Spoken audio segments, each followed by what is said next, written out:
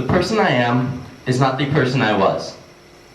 To many of you, that statement means that people learn and grow as they tread along their own paths in life. It means that to me as well, but it also means so much more. It means that the people we are today will not be the people we are tomorrow. People, humans, are unique in this. We're the only species that has the intelligence to overcome the restrictions of our biological heritage and change ourselves in the process. And as we change, so will our society. So let's all take a moment to consider our honors and action topic of the natural versus the engineered. A single strand of human hair has a diameter of 60,000 nanometers across in its diameter. The nanoscale, which components of nanotechnology are comprised of, is 1 to 100 nanometers. Elements on the nanoscale have vastly different properties than they do otherwise. These properties should be chemical, physical, optical, or electrical. Take gold, for instance. The iconic metal has its own color, but when you reduce it down to the nanoscale, it actually turns red. Now, this technology isn't new either. Red stained glass windows used in churches for centuries are actually made from gold. These windows are beautiful not just because of the aesthetic, but because of the opportunity they present into an entirely new world of physics and chemistry. Tiny one. Now, nanotechnology is a word that sounds like science fiction, but it's here. Countries spend billions on it every year and have since the late 90s. It's one of those emerging and disruptive fields among the likes of genetic editing, quantum computing, artificial intelligence, and all of these technologies carry big promises, 2 of them. A promise of a world where humanity's greatest problems have solutions, and a promise of a world torn apart by its own progress. Should we cure genetic diseases and risk the creation of some unstoppable plague? Do we create a computer so fast that it can hack any other computer instantly? Do we sell gene editing technologies at a high price and risk creating a genetic class divide? As scholars, it's our job to ask questions. And these are just a few questions that we need to ask. So for those of you doing your HIA topic on the natural versus the engineered, I implore you to consider not just the opportunities technology presents, but also their consequences. Ask the question, who do we want to become? Thank you.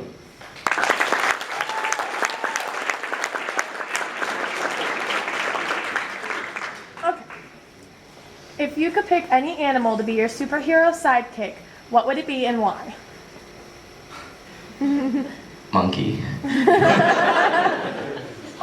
Monkeys are like humans a lot. I mean, they don't have the intelligence to change themselves, but they're very similar to us, and they have opposable thumbs, I think. And I feel like a monkey would just be a suitable companion for me because they're just fun and cute and they can throw poop.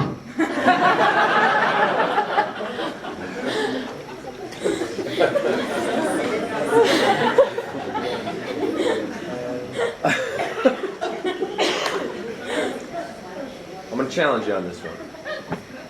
If a train leaves San Francisco at 4 p.m., headed towards LA at 80 miles per hour, what has been your greatest leadership challenge you've overcome, and what did you learn from it? That sounds like one of the physics questions I got in AP Physics in high school. The greatest leadership challenge that I've had, I'm the president of SAGA at my college, Sexuality and Gender Acceptance. We did a lot this semester, and we've been working on expanding and doing things a little differently than they had been done before. And one of the greatest challenges was dealing with a constantly changing team, I guess. It wasn't, not all of our members were present all the time, and it was kind of a difficult challenge to delegate to people who were like constantly shifting positions and stuff. If you had to pick a piece of fruit or vegetable to represent you, what would it be and why? I have to go back and think to my childhood with VeggieTales, and I think my favorite character was the cucumber. So why does that represent you? I didn't think that part of the question through. I don't. Cucumbers are nice and healthy, I guess. Well, I'm not healthy. That's.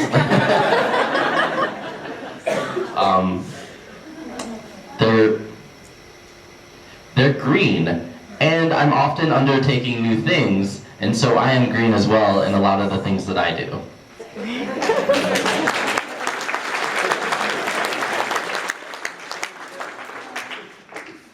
Okay. What would someone who doesn't like you tell us about you? Okay, so my friend Sam's over there, and he can tell you anything that you would like to know about that. So someone who doesn't like me would probably say that I am very abrasive and annoying. I have a very confrontational personality, and I'm also very impatient. So like, I am very pushy when it comes to certain things, and that's really showy. And people who don't like that type of personality will often not like me as a person because of it. Stephen, what is the most significant goal you would like to accomplish as a regional officer? Okay, so this I've been giving a lot of thought. So I wanted to create an app for the region, and I wanted to use it to connect our chapters more and collaborate more. I feel like this mic is like. So I really wanted to collaborate more with other chapters in the region because I feel like we aren't doing enough of it, and I feel like an app is a great way to do that because people these days, they don't really, well, our generation isn't as used to email and Facebook as they are apps. So having an app for that would be excellent. And then it's also great for crowdsourcing ideas. And crowdsourcing ideas is one of like the biggest forms of collaboration because you get to hear other perspectives and get feedback on your own ideas. And that would have to be my biggest goal for the region, would be creating a platform to do that.